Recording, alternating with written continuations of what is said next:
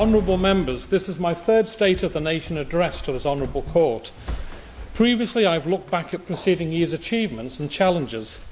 I think it's fair to say that this administration has had its share of significant achievements and challenges, both of which we have tackled head-on. Having these challenges has been a threat, or I should say, have these challenges been a threat or an opportunity for us? Well, to quote Sir Winston Churchill, a pessimist sees the difficulty in every opportunity and an optimist sees the opportunity in every difficulty.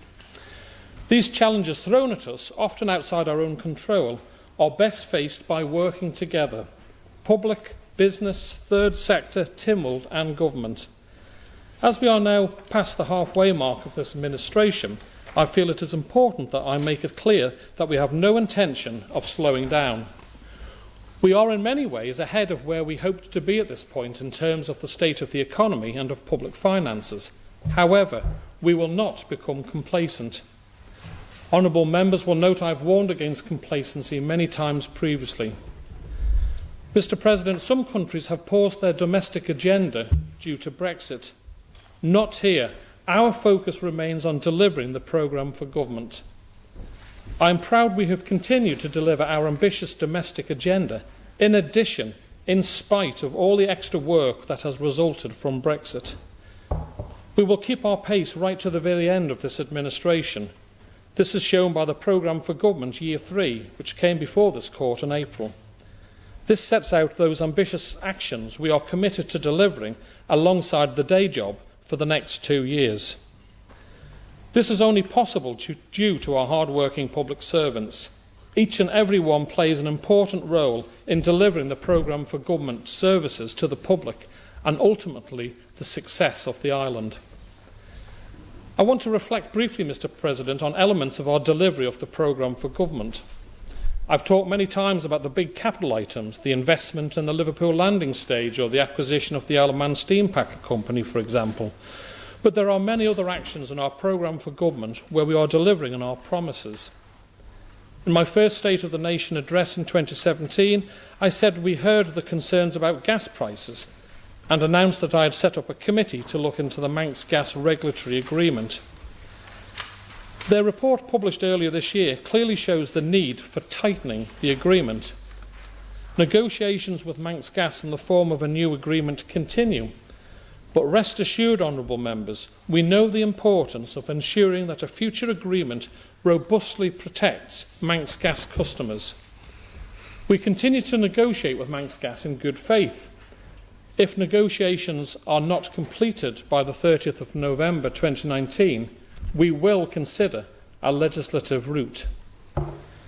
I talked 2 years ago about public sector pensions, and now we are making substantial progress.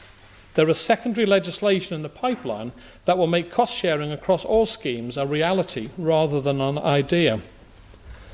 Last year I announced that I was concerned about the practice of employing people on zero-hour contracts. Minister Ashford has chaired a committee on the issue which found no evidence of widespread systematic abuse of these contracts, but concerns were raised and we are committed to taking action in this area, including raising awareness of workers' rights and changing legislation. This year I can announce that a committee chaired by Dr. Allinson will look into community and public engagement. Social isolation and mental health issues are, in my opinion, a ticking time bomb, not just for the Isle of Man, but for all society. The more we as a society and a government can do to get people out and about in the community and talking together has to be the best way to help with these issues.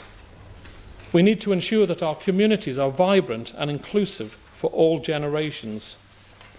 It was the strength of the community response to the flooding in Laxey that particularly resonated with me. Part of the foundations for our communities is ensuring that the Isle of Man remains a uniquely safe place to live and work. This year's budget saw the most significant increase in funding for the police in real terms for many years, recognising that the safety of our island is a fundamental part of the quality of our life. And I am pleased to be able to say that the Isle of Man's position as the safest jurisdiction in the British Isles has been reinforced. At the end of September, crime has reduced by 5%, reversing in part the increase we saw last year. Reported incidents are down by 4%, and this is becoming a significant trend. Arrests are up by 5% as a result of police officers being specifically tasked to target drunkenness and antisocial behaviour. All of this is being achieved when there is growing complexity in the demands facing the constabulary. I've talked so far, Mr. President, about government's achievements, but yet again I can stand here and repeat that this island continues to punch above its weight in the sporting world and the arts and culture on an international stage. I could be here for some time listing achievements, but, honourable members, how fantastic was it this year to see the world ranking for the Isle of Man netball team for the first time after winning the Netball Europe Open? How fantastic was it to see Yasmin Ingham becoming British Under-25 eventing champion, or Joe Reid becoming 800-metre British indoor champion with the 3 legs of man on his vest, to name but a few. I said last year that it was not just sport where we outperform our size. It is also in the arts and culture. One highlight for me as a proud Manxman was the joining the Manx delegation at the Festival Interceltique de Lorient.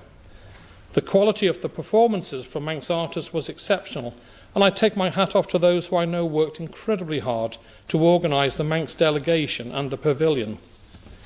The Isle of Man truly shone to over 800,000 people over 8 days at Europe's largest Celtic festival. Mr. President, honourable members will see the legislation programme before them today. This is legislation prioritised and aligned for delivery with the programme for government.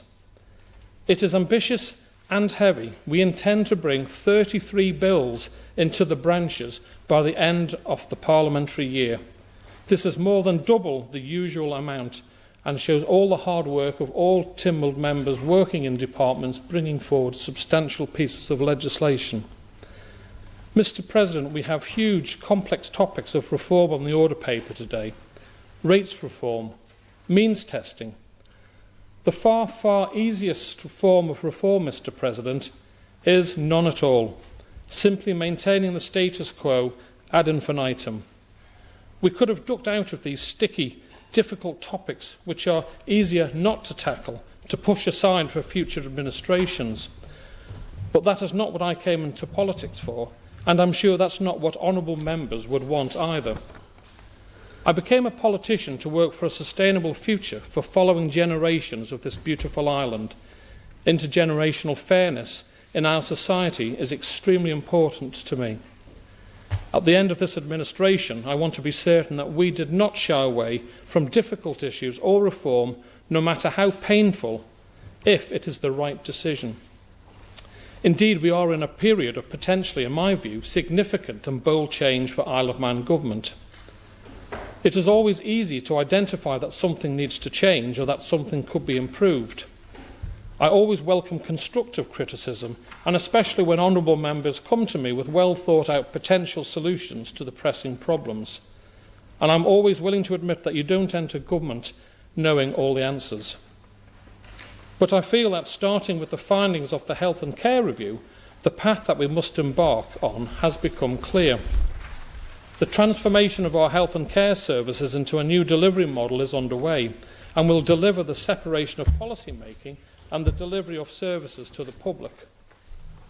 When we talk about policy and the delivery of services, some may feel that government is navel-gazing. But, as we've been told very clearly by Sir Jonathan Michael's findings, we need transformation of this type to ensure that we are allowing our frontline staff to deliver the best possible public services for our community for the best possible value for money.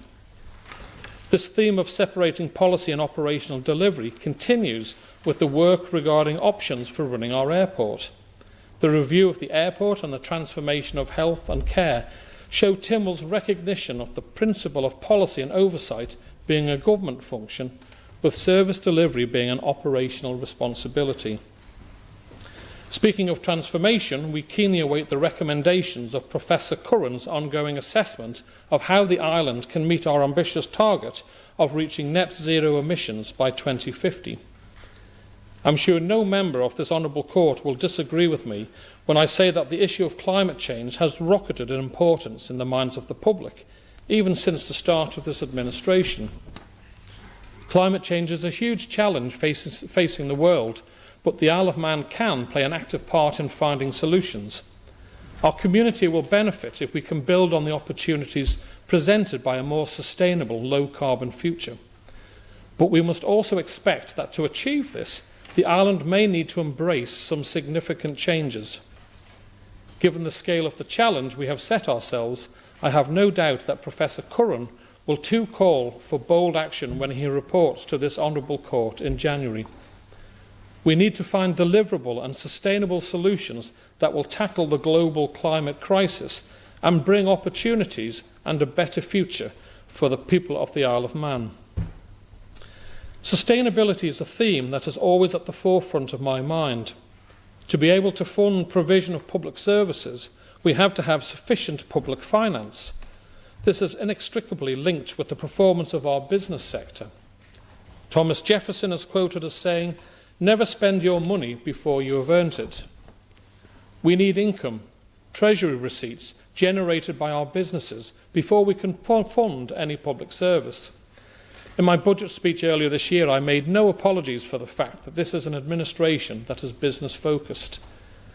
I told this court it is only by having a successful and growing economy with more businesses employing more people and paying more earnings that enables us to deliver high-quality public services.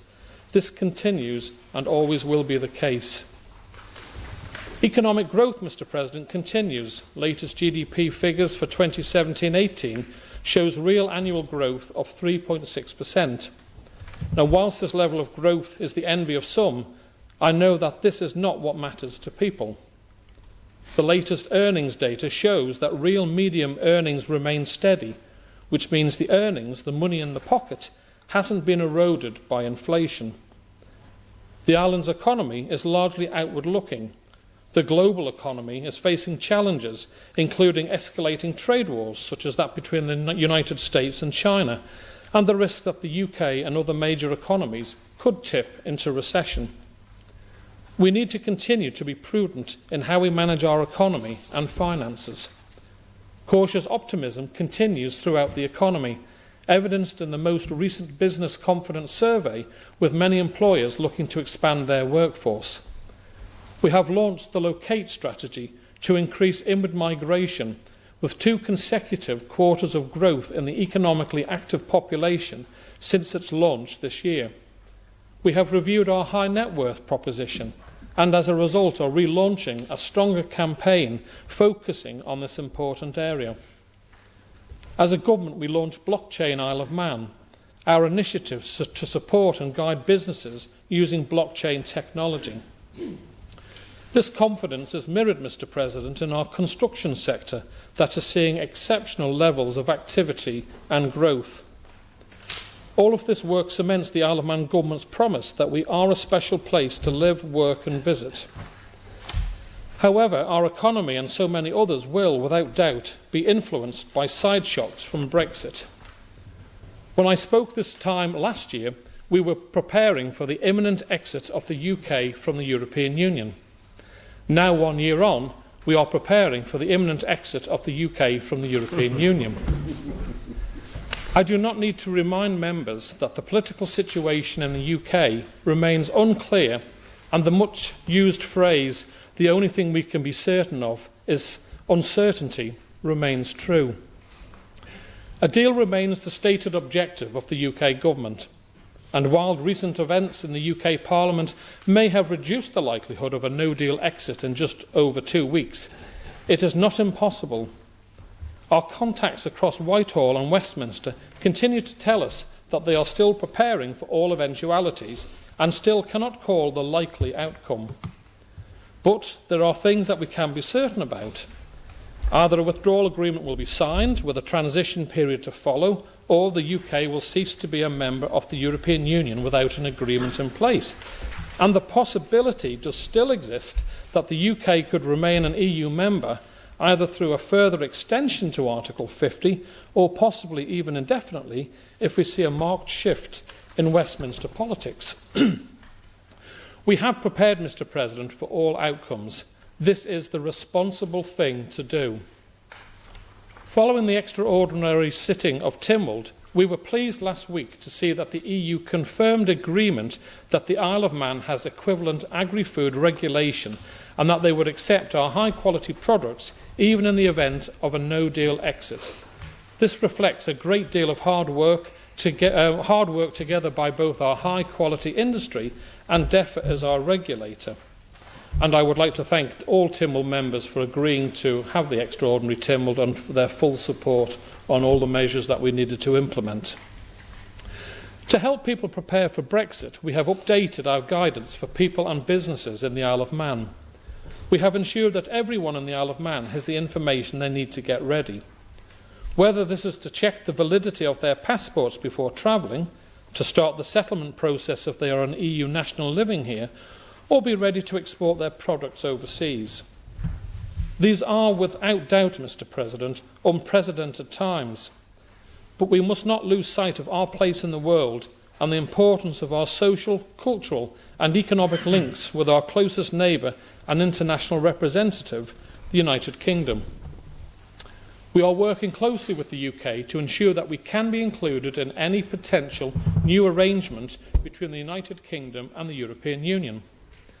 Our primary concern has always been to ensure that we maintain an open border between ourselves and the UK for goods and for people.